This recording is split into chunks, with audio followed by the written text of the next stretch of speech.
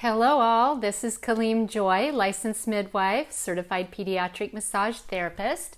It's Wednesday evening, the 30th of January 2019. I'm excited about coming and sharing with you about the topic of breastfeeding and how do you know when your baby is getting fed. We've been enjoying watching all these beautiful babies for the last 20 years grow and thrive. And I wanted to bring just some awareness of how midwifery care can change how that happens, including people who may choose to go to a hospital setting and use doulas or hire lactation specialists, but to bring some awareness to how to monitor how babies are doing. There was a Facebook post or Instagram, I think it was Facebook, and it was from a mother who had her baby, not with us, but I don't know her. And she had a pretty lengthy story that she shared that was one of those that did not have a very favorable outcome. And I had to think about that. And one of my past clients said, I think you should talk about this and why midwifery care can make a difference. So I said, okay, let's do it. So breastfeeding, how do you know if your baby's getting fed? Generally we say that what goes in then comes out. If babies are peeing, if babies are pooping, then we generally are able to look and say we know that they're feeding and we watch their weights, right? So if a baby goes home with a parent and the parent is sent home from a hospital and maybe the pediatrician sees the baby within 1 to 3 days and then the baby's not seen again for a while, and going to a pediatrician's office, unless they are specially trained in breastfeeding, they basically are there to just weigh the baby and tell you if the baby is gaining weight. They're not really there to help you understand breastfeeding positions, what might help the baby, what the baby might be milk exchanging, and a lot of that takes good trained eyes. So when we look at a baby in the first week, the first day babies have a lot of fluid that they come into the world with, and so if they pee, it's usually peeing out fluids that they already have, which also the colostrum helps them to be able to get the meconium out, so that helps their bodies to do better. And then the second and the third day come around and they're waiting for milk, so they're getting colostrum and they're nursing frequently. They want to be on the breast all the time. So that's a really normal thing for a baby to be on the breast all the time. Is it normal to have a baby cry? Well, it's normal that a baby cries and wants to be put to breast. So part of what is important is beginning to understand when a baby's at breast, are they doing any exchange during their suckling? Because some babies have tongue ties, some babies might have difficulty with their jaw, maybe from the birth, maybe there's a lot of compression there that's having a hard time.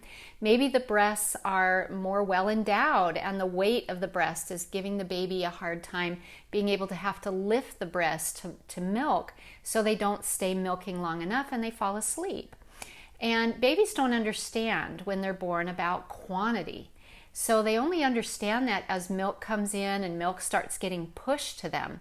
And that's where that third and fourth day, that fullness comes into the breast. And part of that is circulation, and that circulation creates that swelling.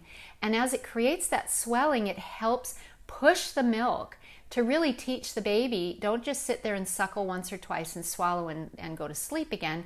You have to keep drinking because there's milk being flowed at you, and it will help them to rehydrate. It keeps their blood sugars good, and that's why we say as midwives in the first 24 hours, wake a baby every 2 to 3 hours. Make sure that they go on. They're not on for 2 minutes, but they're on for at least 10 to 40 minutes.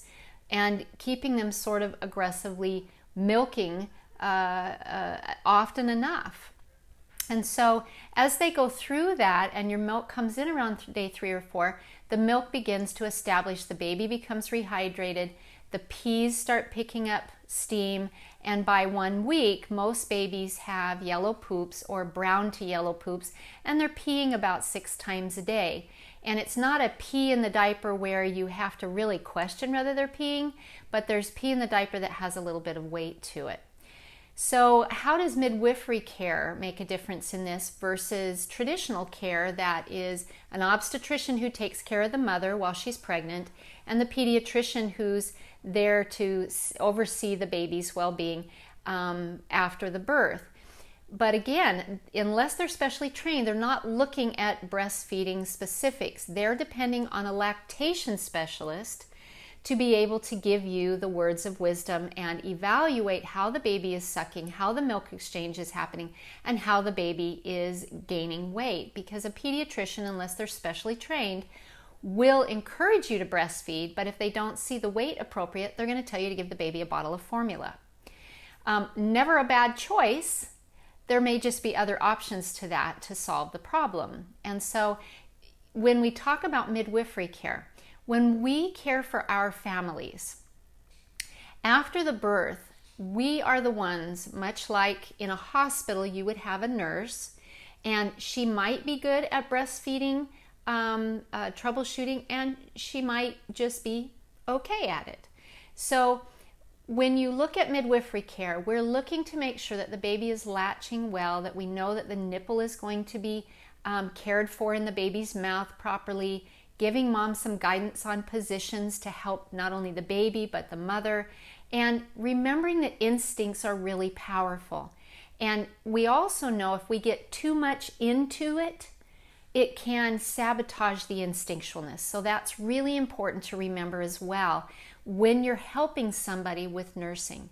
When I help women with their nursing, I always say, how could you move the baby that would increase the space under the baby's chin if the baby is nursing like this?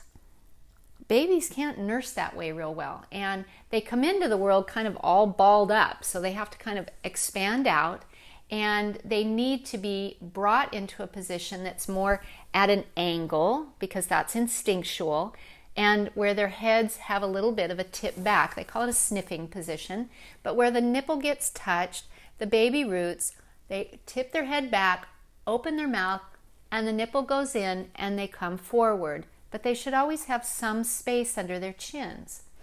So when I see a mom and a baby before I go home, that's part of my job. Is this baby nursing well enough to handle the first day of collecting the colostrum for themselves?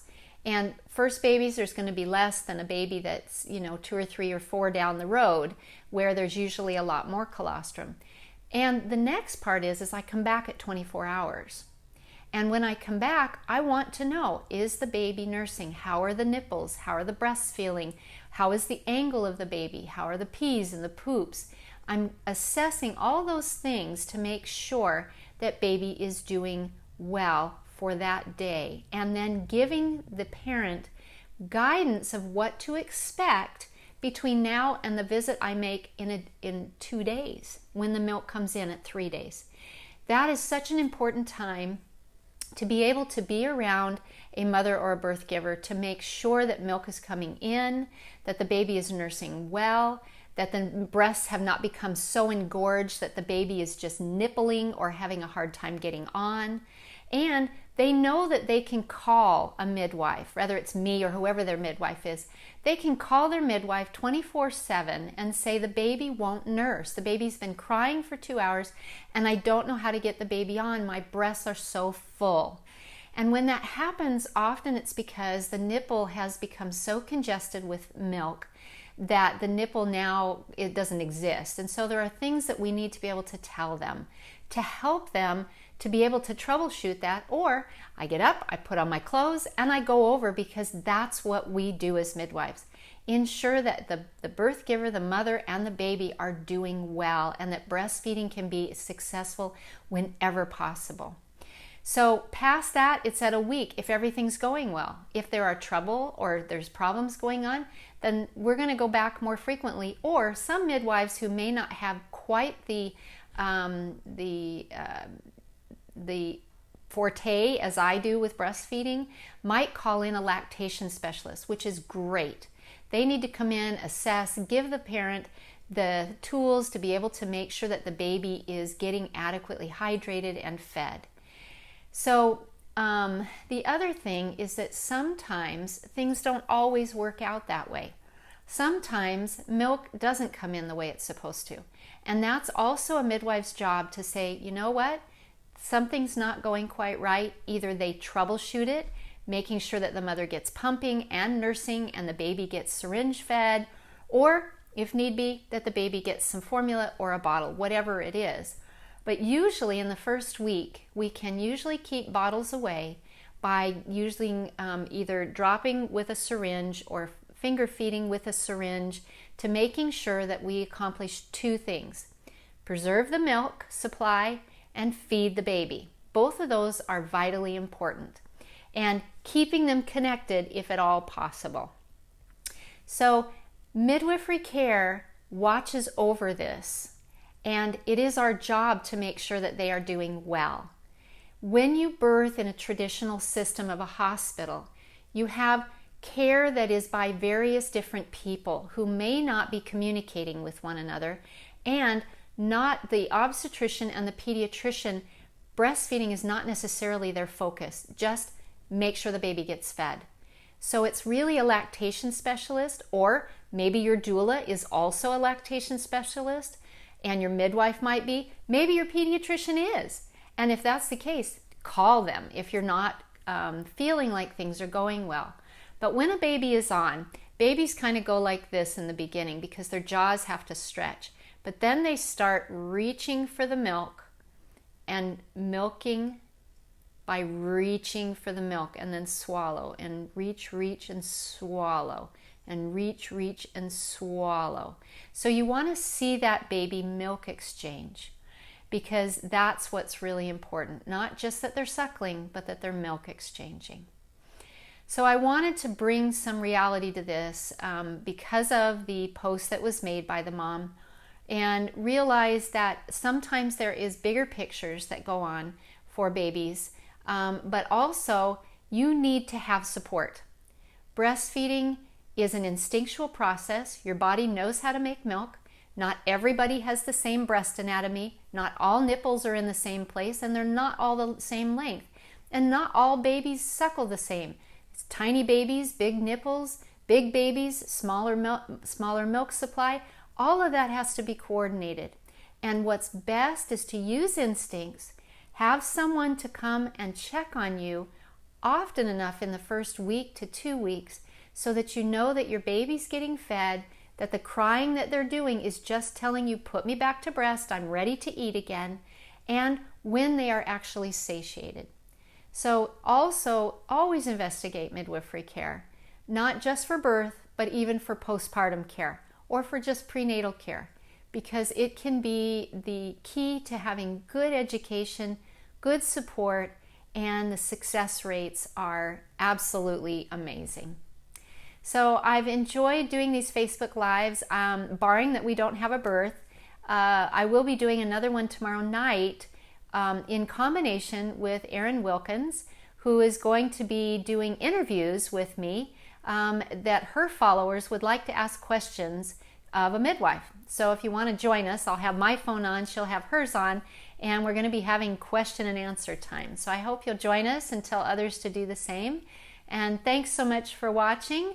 And I'll see you probably next week. Our P-Series is ready to be released on Instagram, so please be sure to go over there and watch these. It's 40 about 3-minute long segments that are going to tell you about preparation and pregnancy and prenatal vitamins and prenatal visits and the passageway and your baby and how your baby's going to be born, and oxytocin and epidurals and parenting and breastfeeding. And I did all of that to help you have just a little bit of midwifery care, no matter who your care provider is or where you're going to birth. And then we're preparing a full-length online education series for you to partake of when that comes out in the next couple of months. So I hope you'll stay tuned to Natural Childbirth 101 and come over to Instagram for some of the other things that we have. Please share these with as many people as you can. That's my goal. That's my passion, that midwifery becomes a standard word in our vocabulary again. All right, I've enjoyed this. Remember, go in, hug your kids, tell them you love them, tell them how amazing they are, and that they can accomplish anything that they set out their mind to do. All right, I'll see you again tomorrow. Take care.